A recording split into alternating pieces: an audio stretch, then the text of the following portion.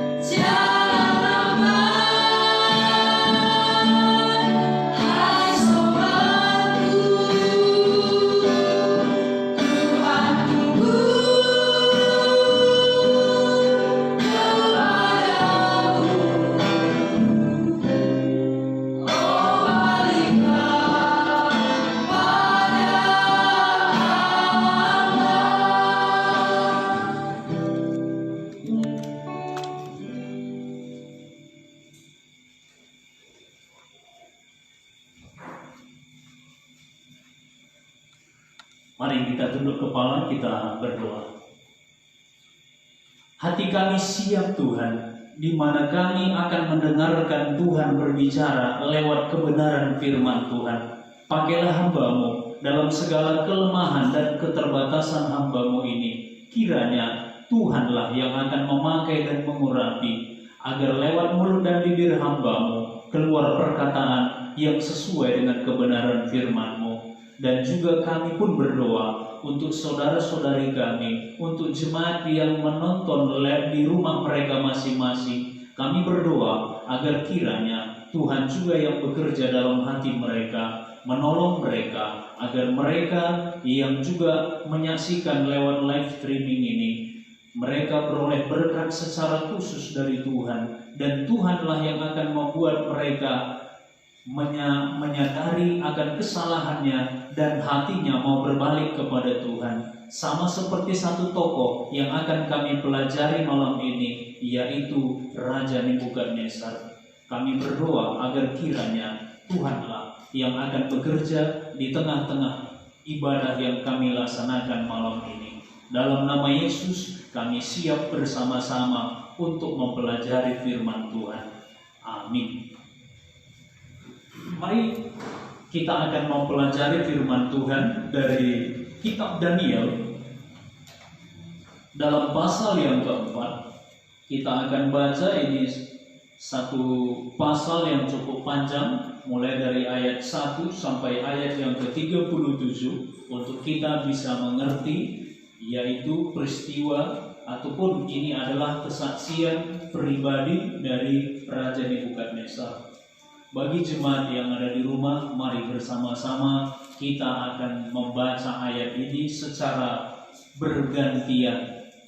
Saya membacakan ayat yang ganjil, ayat pertama, lalu jemaat sekaliannya membacakan ayat yang genap, ayat 2, sampai ke dalam ayat yang ke-37. Kita akan membaca ayat ini secara bergantian. Saya mulai. Nebukadnezar meninggikan diri dan direndahkan. Dari Raja Nebukadnezar kepada orang-orang dari segala bangsa, suku bangsa dan bahasa yang diam di seluruh bumi, bertambah-tambahlah kiranya kesejahteraanmu. Aku berkenan mengagungkan tanda-tanda dan mujizat-mujizat yang telah dilakukan Allah yang Maha Tinggi kepadamu. Betapa besarnya tanda-tandanya dan betapa hebatnya mujizat-mujizatnya. Kerajaannya adalah kerajaan yang kekal dan pemerintahannya turun-temurun. Aku Nebukadnezar diam dalam rumahku dengan tenang dan hidup dengan senang dalam istanaku. Lalu aku mendapat mimpi yang mengejutkan aku, dan khayalanku di tempat tidurku, serta penglihatan-penglihatan yang kulihat menggelisahkan aku. Maka aku mengeluarkan berita bahwa semua orang bijaksana di Babel harus membawa menghadapku, supaya mereka memberitahukan kepadaku makna mimpi itu. Kemudian orang-orang berilmu, ahli campi, para kasbin, dan ahli nujum datang menghadap, dan aku menceritakan kepada mereka mimpi itu, tetapi mereka tidak dapat memberitahukan maknanya kepadaku. Pada akhirnya Daniel datang menghadap aku, yakni Daniel yang dinamai Belsazar menurut nama dewaku, dan yang menurutnya roh para dewa yang khusus. Lalu kuceritakan kepadanya mimpi itu. Hai Belsazar, kepala orang-orang berilmu, aku tahu bahwa engkau penuh dengan roh para dewa yang kudus, dan bahwa tidak ada rahasia yang sukar bagimu. Sebab itu, inilah riwayat penglihatan mimpi yang kudapat. Maka ceritakanlah kepadaku maknanya. Pada penglihatan yang kudapat di tempat tidurku itu, demikian di tengah-tengah bumi ada sebatang pohon yang sangat tinggi. Pohon itu bertambah besar dan kuat, tingginya sampai ke langit, dan dapat dilihat sampai ke ujung seluruh bumi. Daunnya indah, buahnya berlimpah-limpah, padanya ada makanan bagi semua yang hidup. Di bawahnya binatang-binatang yang mencari tempat tenang, dan di dahan-dahannya bersarang burung di udara, dan segala makhluk mendapat makanan daripadanya. Kemudian dalam penglihatan yang kudapat di tempat tidurku itu, tampak seorang penjaga, seorang kudus, turun dari langit. Ia sesuai dengan ayat demikian dikatakannya, tebanglah pohon itu dan potonglah dahan-dahannya, gugurkanlah daun-daunnya dan hancurkanlah buah-buahnya. Biarlah binatang-binatang lari dari bawahnya dan burung-burung dari dahan-dahannya. Tetapi biarkanlah tunggulnya tinggal di dalam tanah, terikat dengan rantai dari besi dan tembaga, di rumput muda di padang. Biarlah ia dibasahi dengan embun dari langit, dan bersama-sama dengan binatang-binatang mendapat bagiannya dari rumput di bumi. Biarlah hati manusia yang berubah dan diberikan kepadanya hati binatang. Demikianlah berlaku atasnya sampai 7 masa berlalu. Titah ini adalah menurut putusan para penjaga, dan hal ini menurut perkataan orang-orang kudus, supaya orang-orang yang hidup tahu bahwa Yang Maha Tinggi berkuasa atas kerajaan manusia dan memberikannya kepada siapa yang dikehendakinya. Bahkan orang yang paling kecil sekalipun dapat diangkatnya untuk kedudukan itu. Itulah mimpi yang telah kudapat, aku raja di Babesa. Sekarang engkau bersasar, katakanlah padaku maknanya, sebab semua orang bijaksana dari kerajaanku tidak dapat memberitahukan maknanya kepadaku. Tetapi engkaulah yang sanggup, karena engkau mendengar para dewa yang kudus. Lalu berdirilah Daniel yang namanya Belsasar, tercengang beberapa saat. Pikiran-pikirannya menggelisahkan dia. Berkatalah raja, Belsasar, janganlah mimpi dan maknanya itu menggelisahkan engkau. Belsasar menjawab, Tuanku, biarlah mimpi itu tertimpa atas musuh tuanku, dan maknanya atas seteru tuanku. Pokoknya yang Tuhan lihat itu, yang bertambah besar dan kuat, yang tingginya sampai ke langit, dan yang terlihat sampai ke seluruh bumi. Yang daun-daunnya indah dan buahnya berlimpah-limpah, dan padanya ada makanan bagi semua yang hidup, yang di bawahnya ada binatang-binatang di padang, dan di dahan-dahannya bersarang burung-burung di udara. Tuanku itu ya Raja, Tuanku yang telah bertambah besar dan kuat, yang kebesarannya bertambah sampai ke langit, dan yang kekuasaannya sampai ke ujung bumi. Tentang yang Tuanku Raja lihat, yakni seorang penjaga, seorang kudus yang turun dari langit sambil berkata, tebanglah pohon ini dan binasakanlah dia, tetapi biarkanlah tunggulnya ada di dalam tanah, terikat dengan rantai dari besi dan tembaga, di rumput muda di padang, dan biarlah ia dibasahi dengan embun dari langit, dan mendapat bagiannya bersama-sama dengan binatang-binatang di padang, hingga sudah berlaku yang demikian atasnya sampai 7 masa berlalu. Inilah maknanya ya Raja, dan inilah putusan yang maha tinggi mengenai Tuanku Raja. Tuanku akan dihalau dari antara manusia, dan tempat tinggal Tuanku akan ada di antara binatang-binatang di padang. Kepada Tuanku akan diberikan makanan rumput seperti kepada lembu, dan Tuanku akan dibasahi dengan embun dari langit. Dan demikianlah akan berlaku atas Tuanku sampai 7 masa berlalu, hingga Tuanku mengakui bahwa Yang Maha Tinggi berkuasa atas kerajaan manusia dan memberikannya kepada siapa yang dikehendakinya. Yang dikatakan tentang membiarkan tumbuh pohon itu berarti kerajaan Tuanku akan kembali Tuanku akan segera sesudah Tuanku mengakui bahwa segala yang mempunyai kekuasaan. Jadi ya Raja, biarlah nasihatku berkenan pada hati Tuanku. Lepaskanlah diri Tuanku daripada dosa dengan melakukan keadilan, dan daripada kesalahan dengan menunjukkan belas kasihan terhadap orang yang tertindas. Dengan demikian, kebahagiaan Tuanku akan dilanjutkan. Semuanya itu terjadi atas Raja Nebukadnezar. Sebab setelah lewat 12 bulan, ketika ia sedang berjalan-jalan di atas istana Raja di Babel, Berkatalah Raja, bukankah itu Babel yang besar itu, yang dengan kekuatan kuasaku dan untuk kemuliaan kebesaranku telah berubah menjadi kota kerajaan? Raja belum habis bicara ketika suatu suara terdengar dari langit. Kepadamu dinyatakan, ya Raja Nebukadnezar, bahwa kerajaan telah beralih daripadamu. Engkau akan dibawah dari antara manusia, dan tempat tinggalmu akan ada di antara binatang-binatang di padang. Kepadamu akan diberikan makanan rumput seperti kepada lembu, dan demikianlah akan berlaku atasmu sampai 7 masa berlalu. Hingga engkau mengakui bahwa Yang Maha Tinggi berkuasa atas kerajaan manusia dan memberikannya kepada siapa yang dikehendakinya. Pada saat itu juga terlaksanalah perkataan itu atas Nebukadnezar, dan ia dihalau dari antara manusia dan makan rumput seperti lembu, dan tubuhnya basah oleh embun dari langit, sampai rambutnya menjadi panjang seperti bulu burung raja wali, dan kukunya seperti kuku burung. Tetapi setelah lewat waktu yang ditentukan, aku Nebukadnezar menghadap ke langit, dan awan putihku kembali lagi kepadaku.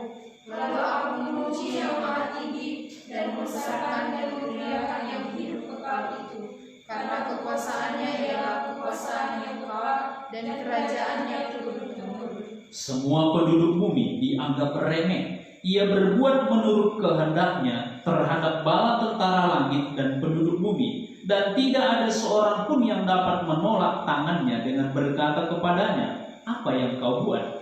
Pada waktu akal budiku kembali padaku, kembalilah juga kepadaku kebesaran dan kemuliaanku untuk kemasyhuran kerajaanku.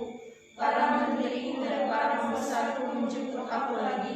Aku dikembalikan kepada kerajaanku, bahkan kemuliaan yang lebih besar dari dahulu diberikan kepadaku. Jadi sekarang aku Nebukadnezar memuji, meninggikan dan memuliakan Raja Sorga, yang segala perbuatannya adalah benar dan jalan-jalannya adalah adil, dan yang sanggup merendahkan mereka yang berlaku congkak. Terima kasih. Kalau kita memperhatikan Daniel dalam pasal yang keempat, ini adalah satu peristiwa yang sangat luar biasa, di mana Tuhan menunjukkan kepada Raja Nebukadnezar, yaitu seorang raja yang pada zaman itu adalah raja yang tersohor ataupun raja yang terkenal. Karena kalau nanti kita membandingkan, yaitu ke dalam kitab Nabi Habakuk dan beberapa kitab, baik juga Nabi Yesaya, menceritakan bahwa Raja Nebukadnezar ini adalah raja yang ganas dan tidak kenal belas kasihan. Namun ternyata raja inilah yang dipakai oleh Tuhan untuk apa? Untuk menawan Yerusalem dan menawan sebagian besar daripada orang-orang Israel ataupun orang-orang Yahuda yang ada di Yerusalem pada saat itu menjadi tawanan dan dibawa ke Babel. Dan kalau kita memperhatikan dalam nanti Daniel pasal pertama, di situ dituliskan bahwa Allah mengizinkan hal ini semua terjadi, makanya Raja Nebukadnezar bisa mengalahkan orang Israel. Saudara-saudara yang dikasihi Tuhan, kalau kita melihat ke dalam pasal yang keempat, di sini kita dapat memperhatikan bahwa ini adalah kesaksian secara pribadi dari Raja Nebukadnezar, di mana dalam pasal pertama dituliskan bahwa dia berkenan untuk mengambil dari beberapa orang Yahuda untuk menjadi sida-sida ataupun untuk menjadi pegawainya, dan ternyata di sana ada yang bernama yaitu Daniel, Sadrah, Mesakh dan Abednego. Mereka ini adalah orang-orang yang benar-benar takut akan Tuhan, dan mereka disuruh untuk belajar bahasa Kasdim selama lebih kurang 3 tahun. Dan setelah selesai masa pendidikan mereka, yaitu selama 3 tahun, maka Raja Nebukadnezar memanggil semua dari angkatan itu yang ikut belajar. Maka diteslah, ternyata Sadrah, Mesakh, Abednego dan Daniel dituliskan 10 kali lebih cerdas daripada yaitu orang-orang yang pintar yang ada di wilayah Babel. Banyak orang mengutip ayat-ayat itu dengan berkata bahwa orang-orang yang percaya kepada Tuhan pasti menjadi nomor 1, pasti menjadi orang-orang yang sangat pintar. Tentu ini tidak semua akan terjadi. Ya, itu adalah seturut dengan kehendak Tuhan terhadap orang itu sendiri. Lalu kalau kita memperhatikan dalam pasal yang pertama itu, Raja Nebukadnezar mendapati bahwa mereka ini adalah orang yang berbeda. Lalu dalam pasal yang kedua hal itu terbukti, di mana Raja Nebukadnezar bermimpi dan dia sangat gelisah oleh mimpinya itu. Namun yang menjadi permasalahannya, dia tidak ingat apa mimpinya. Lalu dia mau mencari tahu dari orang-orang yang berilmu, orang-orang yang berpendidikan yang ada di istananya pada saat itu. Mereka harus sampaikan kepadanya apa mimpinya dan apa artinya.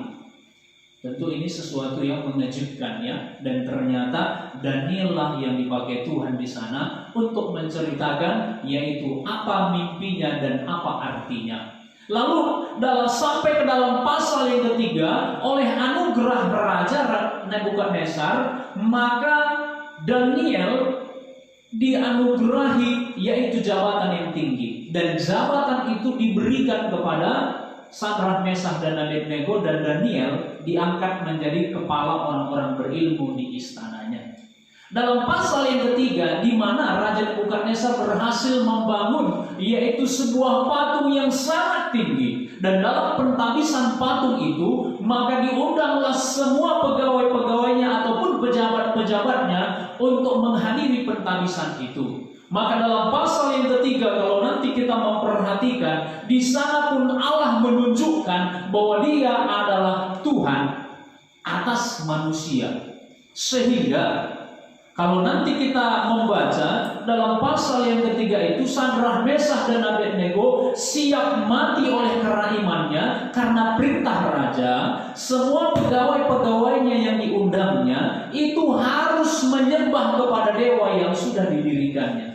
Namun Sadrak, Mesakh, dan Abednego tidak mau menyembah patung itu. Mengapa? Karena mereka sudah mendengar firman bahwa hanya Tuhanlah satu-satunya yang harus disembah dan tidak boleh menyembah patung. Karena ketika mereka menyembah patung, berarti mereka sudah menduakan Tuhan. Jadi firman yang mereka sudah dengar selama di Yerusalem itu tertanam dalam hati dan juga dalam pikiran mereka. Sehingga ketika diperhadapkan di Babel, maka mereka tetap berpegang teguh kepada firman. Inilah iman yang benar.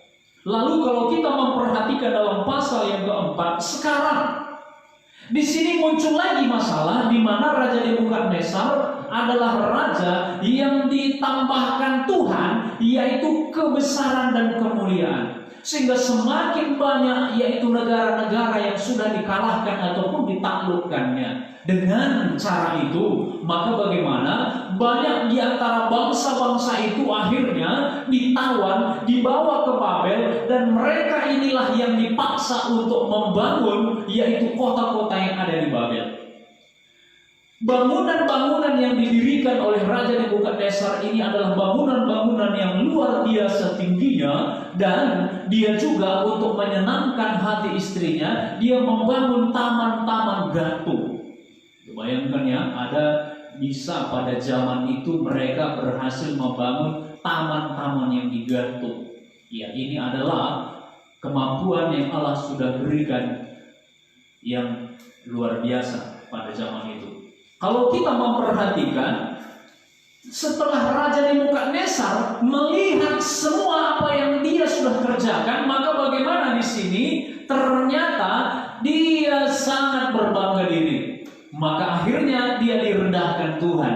Dalam pasal yang keempat ini adalah kesaksian Raja Nebukadnezar sendiri. Dari ayat pertama sampai ayat yang ketiga ini adalah dia menyampaikan perkenalannya. Dalam mulai dari ayat yang keempat ini nanti dia akan menceritakan mengenai mimpinya di sini. Mari kita bersama-sama perhatikan dalam ayat yang keempat. Aku Nebukadnezar diam dalam rumahku dengan tenang dan hidup dengan senang dalam istanaku. Di sini Raja Nebukadnezar menceritakan mengenai pengalamannya sebelum dia yaitu direndahkan oleh Tuhan. Maka kalau kita membaca di sini, dia menceritakan pada saat itu bahwa dia diam dalam rumahnya dengan tenang dan hidup dengan senang dalam istananya. Ini sedang diceritakannya apa? Yaitu bahwa dia merasa begitu puas dengan apa yang sudah didapatkannya dan dengan apa yang sudah dimilikinya. Maka dia menceritakan bahwa dia hidup dengan tenang dan senang dalam istananya. Ya. Namun dalam ayat yang kelima ini mengejutkan. Mengapa? Karena dalam ketenangannya itu, maka Allah berbicara kepadanya lewat mimpi. Ini saya garis bawahi, dalam perjanjian lama Allah berbicara masih salah satu cara yang dipakai oleh Tuhan berbicara kepada manusia adalah mimpi. Tapi dalam perjanjian baru setelah adanya Alkitab, maka Allah tidak lagi berbicara kepada kita pada saat ini melalui mimpi. Jadi jangan suka bermimpi. Ya, ataupun jangan nanti terlalu banyak kita tidur berharap Allah akan berbicara kepada kita lewat mimpi itu. Ya. Maka kalau kita memperhatikan di sini, Allah tidak lagi berbicara pada zaman sekarang lewat mimpi, tapi pada zaman itu Allah berbicara lewat mimpi. Maka di mana Allah berbicara kepada Raja Nebukadnezar melalui mimpi ini membuat Raja Nebukadnezar akhirnya terkejut, bahkan bagaimana dia sangat gelisah. Dalam ketenangan, kesenangan yang dialaminya, dia dikejutkan oleh mimpi dan membuat dia menjadi gelisah sehingga dia tidak bisa tidur. Dalam pemandangan luar, maka kita bisa melihat, kita akan mengangkat 2 jempol bila perlu, kaki kita, jempol kaki kita pun kita angkat dan kita akan katakan betapa hebatnya Raja Nebukadnezar. Betapa mengagumkannya, yaitu negara Babel pada masa Raja Nebukadnezar memerintah. Namun tahukah kita, di luar yang nampaknya begitu indah dan mewah dan begitu hebat, di dalam dia gelisah, dia tidak tenang. Mengapa? Karena yang membuat sesungguhnya manusia senang, yang sesungguhnya membuat manusia bisa hidup dengan tenang, bukanlah materi, bukanlah dengan yaitu rumah mewah, harta yang melimpah, sehingga gelasnya pun terbuat dari emas. Syukurnya tidak ada emas dari yaitu yang bisa diminum jadi air. Kalau ada, kemungkinan Raja Nebukadnezar pun akan minum emas, karena banyaknya hartanya. Tapi tahukah kita itu tidak bisa menyenangkan hatinya dan membuat dia tenang? Karena kebutuhan manusia sesungguhnya bukanlah materi. Materi ini hanyalah ditambahkan saja. Namun apakah yang bisa membuat manusia tenang, hidup dengan senang? Bukanlah, saya ulangi, materi, harta, kekayaan, jabatan, pengaruh.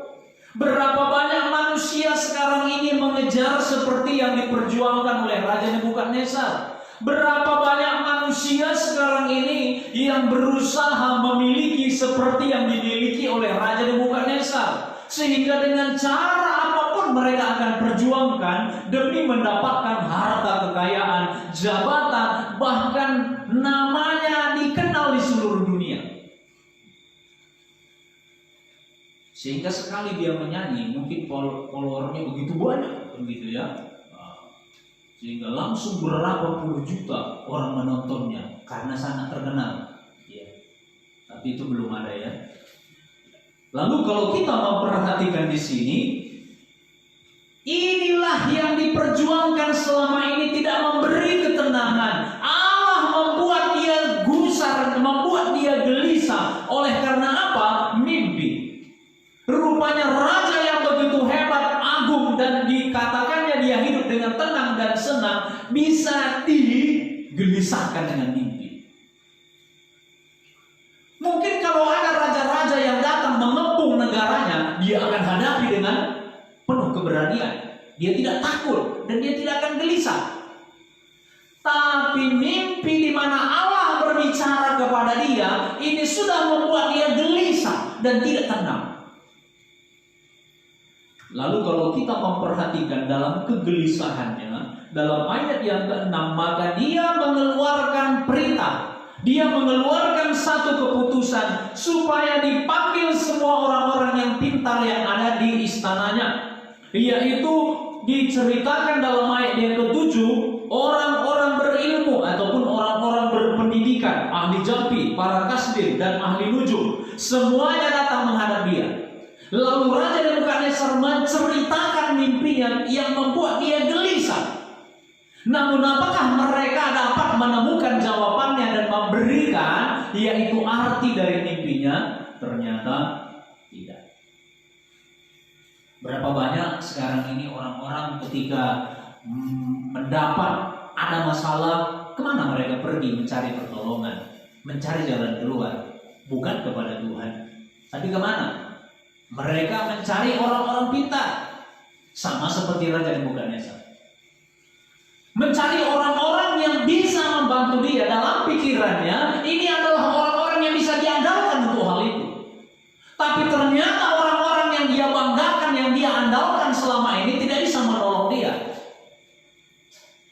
Kalau kita memperhatikan dalam ayat ini, dia memanggil semua orang-orang berilmu dan ternyata mereka tidak bisa memberikan jawaban.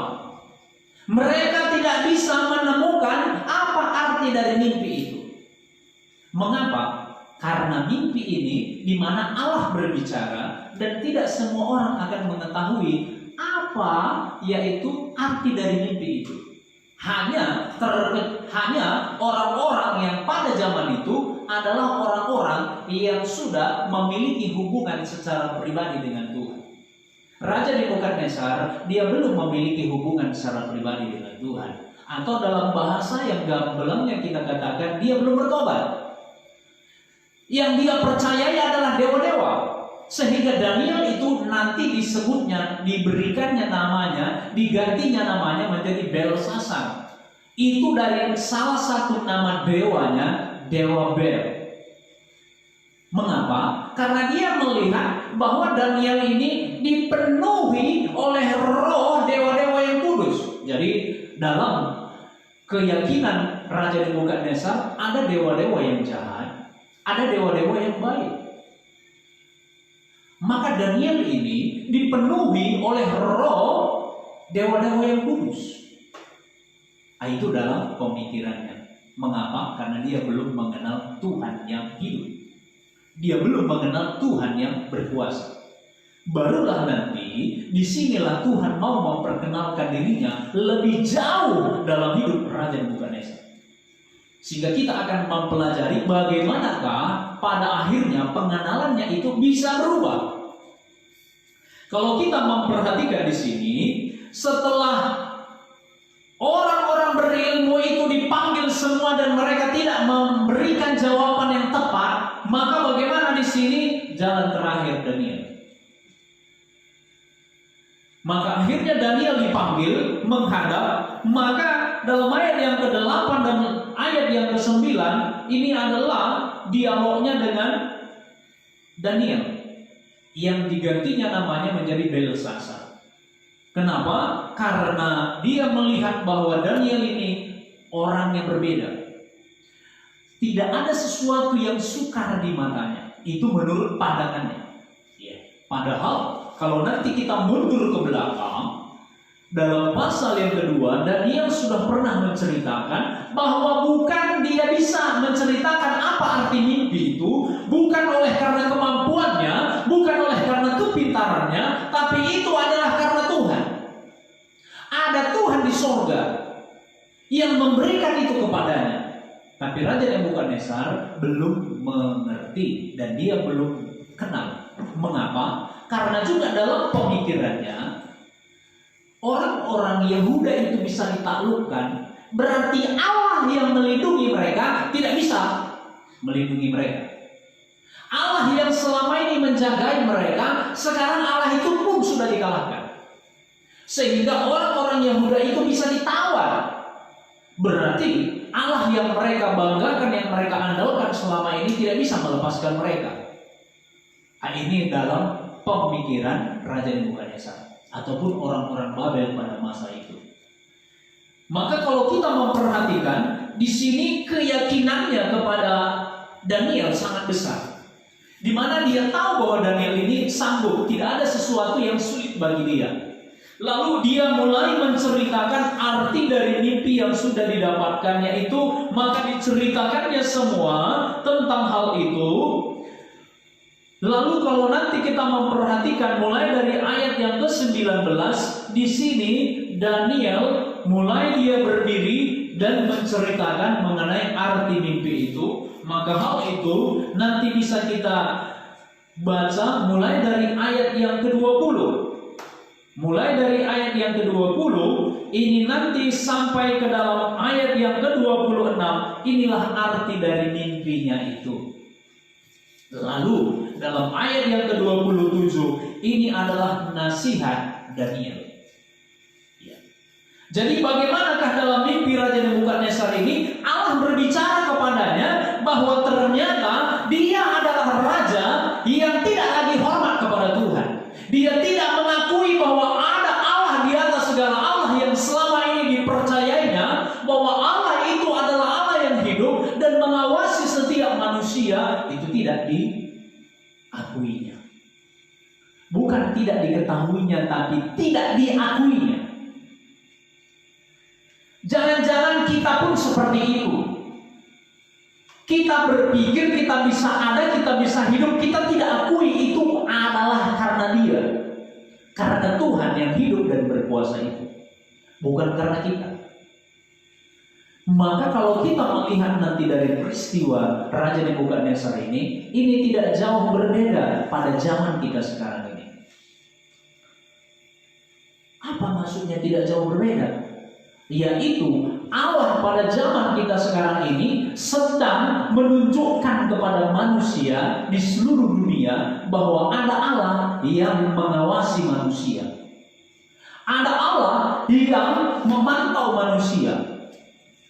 Manusia selama ini di seluruh dunia sudah mulai dan lebih mengutamakan ilmu. Bagi manusia bahwa ilmu inilah segala-galanya. Dan manusia sudah begitu bangga dengan penemuan-penemuan, bahkan dengan teknologi-teknologi yang sekarang ini sudah dimiliki. Bahkan di beberapa negara di mana teknologinya lebih canggih, mereka lebih bangga. Maka sekarang Tuhan izinkan muncul virus corona COVID-19 ini untuk mengajarkan manusia bahwa ada Allah yang mengawasi manusia dan manusia di bumi ini adalah penumpang. Jadi kalau manusia lebih mengutamakan ilmu daripada iman, hati-hati. Ini sama-sama dari huruf I. Iman atau ilmu. I-M-A-N 4 huruf. I-L-M-U 4 huruf. Sama-sama 4 huruf. Tapi yang mana kita perjuangkan selama ini? Nomor 1. Apabila kita mulai memperjuangkan dan kita berpikir bahwa ilmu adalah segala-galanya, sehingga kita mulai terseret dengan yaitu situasi yang ada di dunia, maka inilah saatnya Allah mengajari kita. Maka di seluruh dunia belum ditemukan vaksin. Dan sampai hari ini jumlah orang yang meninggal terus semakin bertambah, bukan semakin berkurang. Di manakah para ilmuwan, orang-orang yang hebat? Allah tidak membukakan pemikiran mereka supaya semua manusia tahu bahwa ilmu itu dari Tuhan asal, bukan dari hasil manusia belajar. Kalau anak-anak Bapak Ibu tidak ke gereja, mungkin Bapak Ibu nggak begitu marah. Tapi kalau anak-anak Bapak Ibu tidak pergi sekolah selama ini, bagaimana respon Bapak Ibu? Marahkah atau biasa saja? Kalau anak-anak yang Bapak Ibu miliki bina selama ini, dia tidak baca Alkitab, dia tidak berdoa, Bapak Ibu biasa saja? Bagaimana kalau mereka tidak mengerjakan PR-nya dari sekolah? Mana bakal Bapak Ibu lebih marah? Itu menunjukkan bahwa ini lebih penting. Kalau lebih penting ilmu, bisa. Tapi apabila bagi Bapak Ibu lebih penting iman, maka apabila dia tidak baca Alkitab, dia tidak berdoa, dia tidak ke gereja, Bapak Ibu akan marah besar. Ini namanya pendidikan. Maka pendidikan lebih utama adalah di rumah, bukan di sekolah, bukan di tempat les. Maka sekarang Allah titipkan sepenuhnya anak-anak di rumah, supaya bapak-bapak dan ibu-ibu belajar seperti Adam dan Hawa. Belum ada sekolah anak-anaknya kan, mereka yang mengajari. Sekarang bapak ibu lah yang dididik, yang disuruh oleh pemerintah untuk mengajari anak-anak di rumah. Ya. Supaya nanti kita semakin mengerti Allah berkuasa dan Dia menunjukkan kuasanya, dan jangan ada seorang manusia pun menganggap bahwa oleh karena kepintarannya dia bisa melakukan ini dan itu. Semua kesuksesan, keberhasilan yang dialami dan yang telah diraih oleh Raja Nebukadnezar itu semua berasal dari Allah. Bukan dari dirinya, bukan oleh karena kekuatan militernya, bukan oleh karena kepintarannya, dan oleh karena orang-orang yang pintar yang ada di sana. Tapi itu semua semata-mata adalah pemberian Allah. Maka kalau nanti kita memperhatikan, di sini Allah mengajari Raja Nebukadnezar, seorang raja kafir. Allah menunjukkan kepadanya bahwa ada Allah selain daripada Allah-Allah tanda kutip saya katakan Allah-Allah huruf kecil, yaitu manusia yang memperalahkan patung-patung ataupun dewa-dewa. Tapi itu bukanlah Allah. Mengapa? Karena patung-patung itu tidak bisa berbicara. Patung-patung itu ketika mereka menghadapi kesulitan tidak bisa langsung menolong. Itu namanya dia adalah diperalahkan oleh manusia, padahal manusia yang membuatnya. Maka menurut Alkitab, orang-orang yang menyembah dewa itu, kata Nabi Yesaya, adalah orang-orang bodoh. Kalau nanti kita memperhatikan di sini, maka Allah sekarang memperkenalkan dirinya. Lalu kalau kita membaca di sini bahwa pemerintahan yang sudah selama ini dikerjakan, yang sudah diizinkan oleh Tuhan berkembang dan semakin maju dan semakin hebat, semakin dikenal negara-negara luar, maka sekarang keberhasilan yang dimiliki oleh Raja Nebukadnezar ini sekarang akan dihancurkan oleh Tuhan. Mengapa? Oleh karena dia tidak mengakui bahwa ada Allah di sorga yang berkuasa atas kerajaan manusia. Maka kalau kita memperhatikan di sini, akhirnya apakah hukuman yang membuat Raja Nebukadnezar ini akhirnya sadar? Maka diambil hati manusianya, diberikan kepadanya hati binatang, ataupun akal budinya diambil Tuhan, maka dia tidak memiliki akal budi. Maka apa yang terjadi? Dia berperilaku seperti binatang, sehingga makanannya bukan lagi daging, bukan lagi kalau zaman kita bukan lagi nasi, bukan lagi gandum, tapi apa yang dimakannya? Rumput, sama seperti lembu ataupun sapi. Berapa lama dialami oleh Raja Nebukadnezar hal itu? 7 masa. 7 masa itu sama dengan 7 tahun. Angka 7 dalam Alkitab adalah angka sempurna, di mana pada hari yang ke-7 Allah berhenti dan menguduskan hari itu. Maka hari yang ke-7 adalah hari di mana manusia beribadah kepada Allah. Maka angka 7 dalam Alkitab adalah angka sempurna. Maka di sini 7 tahun Raja Nebukadnezar dididik oleh Tuhan. Saya katakan ini bahasa saya, dididik oleh Tuhan, sehingga dia tidak lagi bisa memerintah dalam kerajaannya, tapi dia sekarang disamakan dengan binatang di padang. Dia tidak membangun rumah untuk dia tinggal, tapi bagaimana dia dibasahi oleh embun. Artinya dia berkeliaran di padang. Makanannya rumput, dia tidak lagi kenal yang namanya daging ataupun anggur. Dia lebih senang makan rumput dan minum air comberan yang ada tergenang di situ ataupun air sungai. Kalau kita memperhatikan di sini 7 tahun Tuhan izinkan hal itu. Lalu bagaimanakah pada akhirnya sehingga Raja Nebukadnezar bisa sadar? Ternyata hal itu Tuhan sudah sampaikan sebelumnya kepadanya dan Allah kerjakan hal itu. Jadi sebelum Allah bertindak, Allah sudah memberitahukan hal itu kepadanya. Maka kapankah hal itu terjadi? Maka kita memperhatikan dalam ayat yang ke-29 dalam Daniel pasal 4 tadi, semuanya itu terjadi atas Raja Nebukadnezar sebab setelah lewat 12 bulan ketika ia sedang berjalan-jalan di atas istana raja di Babel, berkatalah raja, bukankah itu Babel yang besar, yang dengan kekuatan kuasaku dan untuk kemuliaan kebesaranku telah kubangun menjadi kota kerajaan? Perhatikan kata-katanya di sini, semuanya adalah kepadaku, ku. Ini adalah raja kafir, raja yang tidak mengenal Tuhan. Tapi orang yang mengenal Tuhan bukan lagi ku, tapi untuk dia.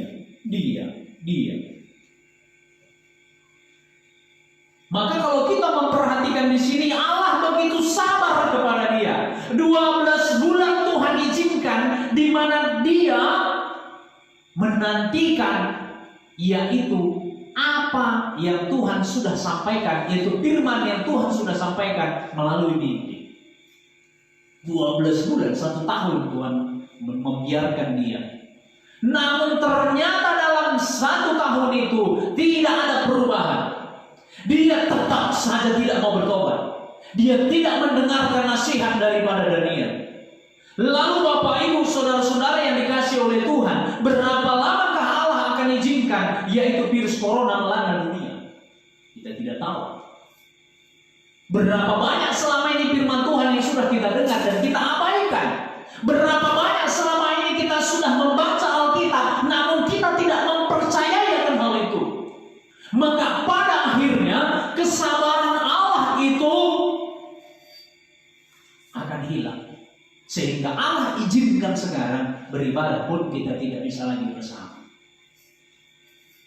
Kalau ini pun kita tidak sadar juga, saya tidak tahu apa yang Allah akan kerjakan. Saya ulangi kembali, kalau adanya virus corona membuat kita semua jadi capek, membuat kita semua jadi susah, dan yang selama ini yang suka berkeliaran sekarang disuruh tinggal di rumah, itu mungkin sesuatu yang sangat menyakitkan bagi dia. Tapi orang yang biasa diam di kamar, mungkin bagi dia syukur, nggak boleh lagi keluar. Biasa disuruh mamanya, keluar kau, enggak, keluar. Nah, sekarang dengan adanya virus corona, di kamar kau, kata mamanya, cocok rasanya. Tapi bagi kita yang biasanya sibuk, maka ini tentu sesuatu yang akan menyakitkan. Tapi kalaupun sudah Tuhan izinkan virus corona ini melanda seluruh dunia, tapi manusia juga tidak sadar-sadar, saya tidak tahu. Maka saya katakan, ini adalah di mana Allah yang berkhotbah kepada manusia. Manusia tidak lagi mendengarkan Tuhan berbicara melalui hambanya, melalui Alkitab. Maka sekarang Allah berbicara kepada manusia secara langsung melalui virus. Daniel tidak didengarkan oleh Raja Nebukadnezar. Daniel tetap berperilaku seperti biasa dan dia bangga dengan seluruh apa yang sudah dia raih, kesuksesan. Dan dia tidak dengarkan nasihat Daniel sebagai hamba Tuhan, sebagai seorang nabi. Maka 12 bulan terjadilah ketika dia di atas istananya, dia melihat kota kerajaan yang telah berhasil dibangunnya. Dia sangat bangga dan dia berkata, wow, ini semua adalah hasil perjuanganku. Ini semua sudah ku perjuangkan dan sudah ku bangun menjadi kota kerajaan, kota yang megah dan kota yang hebat. Maka pada saat itu juga Allah langsung berbicara kepadanya dari langit, dari ayat yang ke-31. Ketika suatu suara terdengar dari langit, kepadamu dinyatakan, ya Raja Nebukadnezar, bahwa kerajaan telah beralih daripadamu. Sampai ke dalam ayat yang ke-33, maka di situ terlaksanalah apa yang telah dikatakan oleh Tuhan kepada Raja Nebukadnezar. Maka dia dihalau dari kerajaan dan akhirnya dia tinggal di padang. Selama 7 tahun dia tinggal di padang. Dan kalau kita memperhatikan, maka setelah lewat 7 tahun itu, dalam ayat yang ke-34, maka bagaimana di sini? Setelah lewat waktu yang ditentukan, ini perhatikan dalam ayat yang ke-34. Aku, Nebukadnezar, menengadah ke langit, dan akal budiku kembali lagi kepadaku. Lalu aku memuji yang maha tinggi, dan membesarkan dan memuliakan yang hidup kekal itu, karena kekuasaannya ialah kekuasaan yang kekal, dan kerajaannya turun-temurun. Perhatikan di sini bahwa Raja Nebukadnezar sendiri bercerita tentang pengalamannya, bahwa setelah 7 tahun itu dia menengadah ke langit.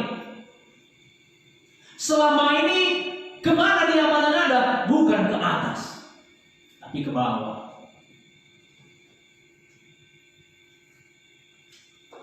Maka dengan adanya virus corona ini, mari kita bersama-sama menengadah ke atas. Kita harus mengakui kekuasaan Allah atas seluruh manusia, bahwa dialah yang menggenggam napas kita pribadi lepas pribadi. Dialah yang mengizinkan ini semua, dan dia juga yang bisa menyelesaikannya. Karena itu mari kita menengadah ke langit, pandang ke atas, akuilah dia, sadarilah bahwa kita manusia yang terbatas. Maka Raja Nebukadnezar setelah dia sadar, maka dia di dalam ayat yang ke-34 itu, yang pertama dilakukannya, dia memuji yang maha tinggi. Lalu yang kedua, membesarkan. Lalu yang ketiga, memuliakan yang hidup kekal itu. Memuji, lalu membesarkan, dan memuliakan Allah itu. Karena sekarang dia baru sadar bahwa apa yang selama ini telah dikerjakannya itu adalah suatu kebodohan. Apa yang telah selama ini dilakukannya itu adalah sesuatu yang telah menyakitkan hati Tuhan. Maka sekarang dia sadari akan hal itu. Dalam kesadarannya inilah akhirnya dia memuji Allah, dia membesarkan nama Allah, lalu dia di sini memuliakan Allah itu. Lalu apakah kita juga akan memiliki pengalaman yang sama? Sehingga lewat pengalaman Raja Nebukadnezar ini, dia saksikan kepada seluruh dunia apa yang Allah telah kerjakan dan Allah buat dalam hidupnya. Maka tentunya kita merindukan akan muncul, yaitu lewat peristiwa ini, orang-orang yang akan sadar dari dosa-dosanya, orang-orang yang selama ini tidak mengakui Tuhan dalam hidupnya. Sekarang dia akan disadarkan, dia akan bertakuk lutut di hadapan Tuhan dan mengakui bahwa Tuhan itulah yang benar, Tuhan itulah yang hidup dan yang berkuasa. Sehingga turun pengampunan atas dia, dan orang-orang inilah yang akan muncul kesaksiannya, dan dia akan bersaksi kepada manusia-manusia yang lain. Tentu inilah yang kami rindukan, yang Tuhan rindukan, bahwa akan muncul orang-orang yang akan sadar dari kesalahannya dan dia mau bertobat. Mengapa? Karena setelah di mana Raja Nebukadnezar ini sadar akan kesalahannya, maka dia akhirnya menceritakan apa yang sudah diperbuat oleh Tuhan. Dalam ayat 37, jadi sekarang aku Nebukadnezar memuji, meninggikan, dan memuliakan Raja Sorga, yang segala perbuatannya adalah benar dan jalan-jalannya adalah adil, dan yang sanggup merendahkan mereka yang berlaku congkak. Allah yang yang sama yang sudah merendahkan Raja Nebukadnezar, maka Allah yang sama juga yang akan merendahkan orang-orang yang sombong yang hidup pada zaman kita sekarang ini. Allah itu tidak pernah berubah.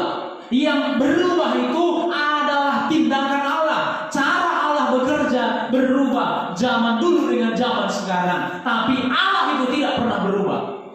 Karena itu Allah yang sama, yang sudah menyatakan kekuasaannya, yang sudah menunjukkan siapa dirinya kepada Raja Nebukadnezar, maka saya rindu, maka Allah yang sama itu jugalah yang akan menunjukkan dirinya kepada kita, memperjelas bahwa Dia adalah Allah yang hidup dan Allah yang berkuasa. Dan kiranya lewat peristiwa Raja Nebukadnezar ini, maka kita pun akan sadar, iya, saya pun selama ini memiliki pengalaman yang sama dengan dia. Saya tidak mengakui Allah dalam hidup saya. Yang saya kejar adalah kesuksesan, yang saya kejar adalah harta, kekayaan, jabatan, pengaruh, dan lain-lain.